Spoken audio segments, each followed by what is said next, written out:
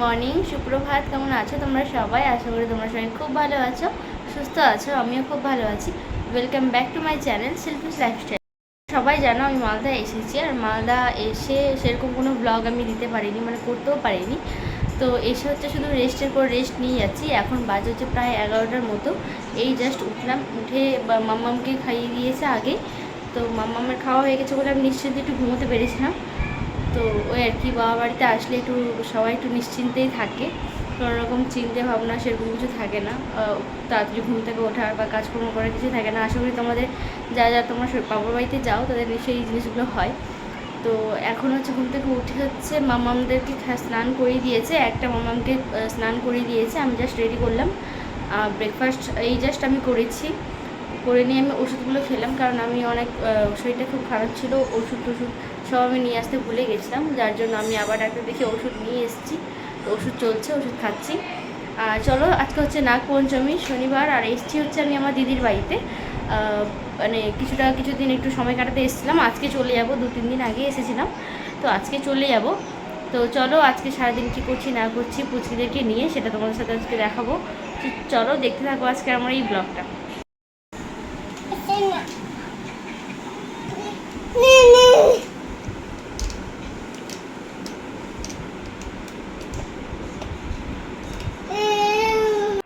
তো দুই মামামের সাথে খেলা করার পর মামামদেরকে দিদি স্নান করিয়ে দিয়েছিল। তারপর আমি দুজনকে একে একে রেডি করে দিয়েছিলাম, মানে জামা কাপড় পরিয়ে ক্রিম মাখিয়ে দিয়েছিলাম। তারপরে দুই মামামকে খাইয়ে দিয়ে দিদির যে শাশুড়ি মা মানে জেঠিমা তাকে দিয়ে বসিয়ে রেখেছিলাম। আর দিদি যেহেতু পুজো করছিল, স্নান সব কিছু কমপ্লিট হয়ে গেছে। আর এখন প্রায় হচ্ছে 1:30টার মতো বাজে। দিদি পুজো করছে আর দিদি শাশুড়ি দেখতে পেলে বাইরে বসে আছে। মামামদের খাওয়ানো হয়ে গেছে, ওদেরকে হচ্ছে ঘুম পাড়াবো, কেননা বিকেলবেলা আবার তাড়াতাড়ি হচ্ছে বেরোবো, কারণ ওই বাড়ি যাবো, মানে আমার যে বাবার বাড়ি সেখানেই যাব। তো দিদির বাড়িতে আছি, বিকেলবেলা তাড়াতাড়ি বেরোনোর জন্য এখন ওদেরকে তাড়াতাড়ি করে ঘুম পাড়াতে হবে। নাহলে ঘুম যদি না পূরণ হয় আর যদি ওদেরকে কাঁচা ঘুমে তুলে দিই, তখন আবার খুব মানে চিড়চিড়ে হয়ে যায় মেজাজটা। যার জন্য মানে ঘুমটা ঠিকঠাক যাতে হয়ে যায় আর আমরা ঠিক সময় যাতে বাড়ি যেতেও পারি, তাই জন্য মানে ওদেরকে বিছানা টিছানা সব রেডি করে দিয়েছি আমি। সব রেডি হয়ে গেছে আসলে। তো এখন চলো, এবার পুজো টুজো হয়ে গেলে দিদিরাও খাবে, আমিও খাবো, দেন একটু রেস্ট নিয়ে বেরোবো। চলো, বেরোনোর সময় তোমাদের সাথে দেখা করছি। তো মামা আমরা ঘুম থেকে উঠে যাওয়ার পরে বিকেলবেলা প্রায় 5টার সময় বেরিয়ে পড়েছিলাম ওদেরকে নিয়ে। আর মাঝখানে ফুচকার দোকান দেখে দিদিও দাঁড়িয়ে পড়েছিল, কিন্তু দিদি ভুলে গিয়েছিল যে দিদি নাগপঞ্চমীর উপোস করেছিল। আর এদিকে ফুচকার যে বৌদিটা সে নিয়ে হচ্ছে 1 প্লেট ফুচকা দিয়ে দিয়েছিল, যার জন্য 1 প্লেট ফুচকাটা আমাদেরকে নিতে হয়েছিল। এবং আমি আর দুই মাম্মামকে একটা শুকনো ফুচকা দিয়ে বাকিটা আমি খেয়ে ফেলেছিলাম। যাই হোক, আমরা দিদির বাড়ি যাওয়ার একটাই উদ্দেশ্য, কারণ নাগপঞ্চমীতেও সেদিন ছিল যেদিন বাড়ি ফিরছিলাম, তার ঠিক পরের দিনই ছিল রাখি পূর্ণিমা। তো বাড়ি এসে আমি আর দিদি চলে গেছিলাম আমাদের নিচে মার্কেটে বা কিছু বাজার করার জন্য। আর বাবাকে নিয়ে হচ্ছে রাখি পূর্ণিমার দিন যাব হচ্ছে পিসির বাড়ি। তো পিসির বাড়ি গিয়ে কোথায় যাচ্ছি না যাচ্ছি কী করছি সেসব পুরো ব্লগটা তোমরা এই ব্লগেই দেখতে পাবে। যাই হোক, দিদি, আমার কোনো দাদা নেই, দিদির কাছে একটা ডিমান্ড করেছি, রাখি দে তোর কানেরটা দিবি।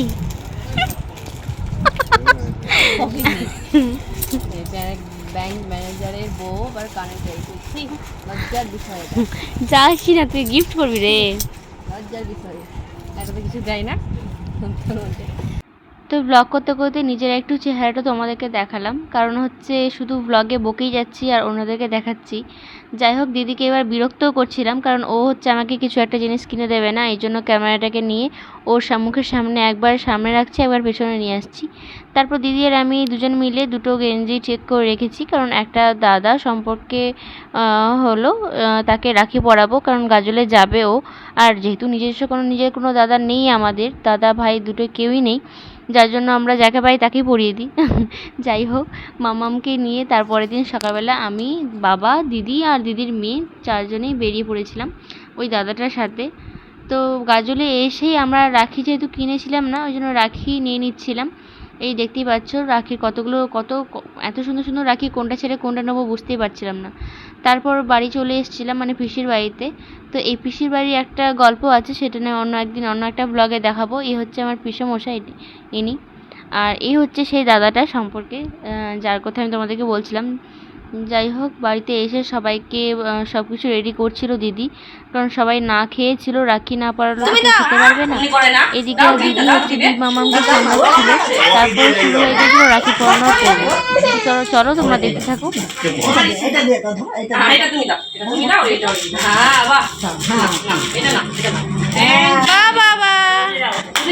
নমস্কার না, নমস্কার করো না, এদিকে দেখো। আমাদের মতো রাখি আছে পড়াই রাখি পড়াই, কিন্তু মানে আর কিছু বলবে না। যারা আছে সবাই এখন তো মনে আগো আমাদের সুগার ফ্রি। হ্যাঁ দিচ্ছে, আগে আগে দিতে বললো। ওই সাদাগুলো সুগার সুগার সাদাটাই দেন।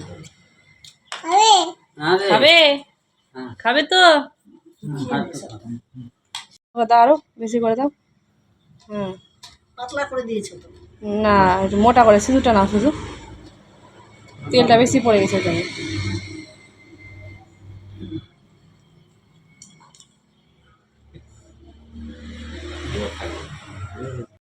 তো দেখতেই পাচ্ছ এদিকে আমিও বসে পড়েছি রাখি পরানোর জন্য, আর এদিকে দিদি আমাকে সব বলে দিচ্ছে আর আমি একে একে পড়াচ্ছি, করছি জিনিসগুলো।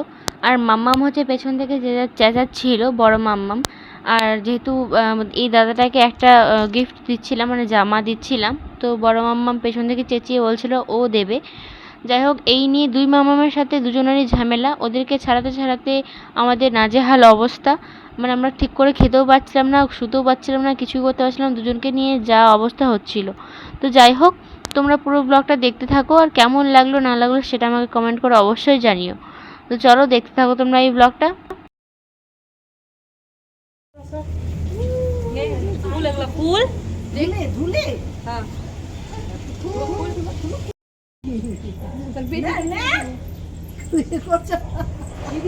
কি করবে আর হ্যাঁ, তোমরা যারা আমার ব্লগে নতুন আছো আর আমার ব্লগটা তোমরা যদি প্রথম দেখে থাকো, তাহলে চ্যানেলটাকে প্লিজ সাবস্ক্রাইব করে দিও। সাবস্ক্রাইব করে যে নোটিফিকেশনের পাশে যে বেল আইকনটা আছে সেখানে গিয়ে অল করে দিও, যাতে করে আমি যে ভিডিও বা ব্লগগুলো আপলোড করবো সেটা যেন সবার প্রথমে তোমরা দেখতে পারো। তো চলো ব্লগটা। তো পিসির বাড়ি থেকে বিকেলে যেহেতু বেরিয়ে পড়েছিলাম, তো বাড়ি যাওয়ার সময় আমাদের যে দাদাটা ছিল, যে গাড়ি চালাচ্ছিল, সেই দাদাটা বললো চলো আমরা চা খেয়ে আসি। অ্যাকচুয়ালি আমিই বলেছিলাম দাদাটাকে যে আমরা মালদার ডিস্কো মোড়ের চা খেয়ে আসবো।